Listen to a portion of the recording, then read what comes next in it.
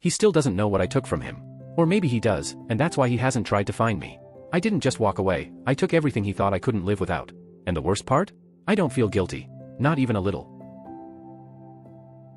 The end of my relationship didn't come with a screaming match or a shattered plate against the wall. No. It ended with a laugh. A single, quiet, confident laugh in the middle of a packed, dimly lit bar.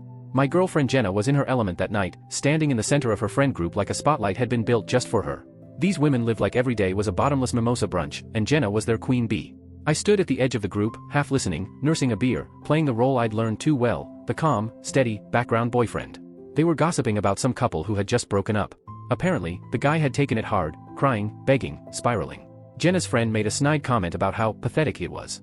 And that's when Jenna decided to make her grand declaration. She tilted her head back, took this slow, deliberate sip of her cocktail like she was in some rom-com scene, then pointed her glass toward me, so casually, it almost felt rehearsed. "Oh, that would never happen with me," she said, loud and clear, like she wanted the entire bar to hear. "He's too scared to ever leave me. He'd fall apart without me." She laughed.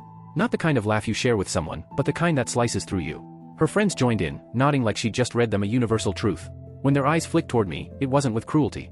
It was worse than that, it was pity. I just sat there. Silent. I didn't argue. I didn't roll my eyes. I didn't even flinch. I took a slow, steady drink of my beer, feeling the cool liquid slide down my throat. But inside, something shifted. Something quiet, sharp, and final. It was like the world around me faded out, the laughter, the music, the clinking glasses.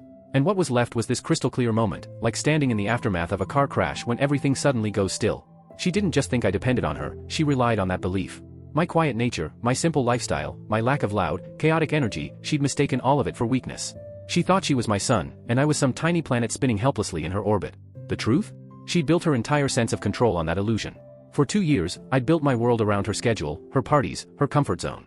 But I wasn't some lost soul. I was a senior data architect working remotely for a top financial firm. My life was stable.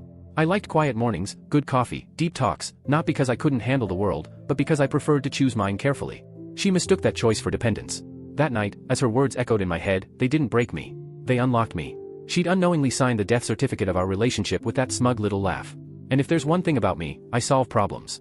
I stayed for another 20 minutes, letting her bask in the spotlight she loved so much.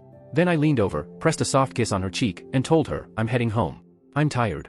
She barely waved, too busy laughing at another story. "Okay, babe. Don't wait up," she said, not even looking at me. That was the moment I walked out, not just from the bar, but from her orbit entirely. While she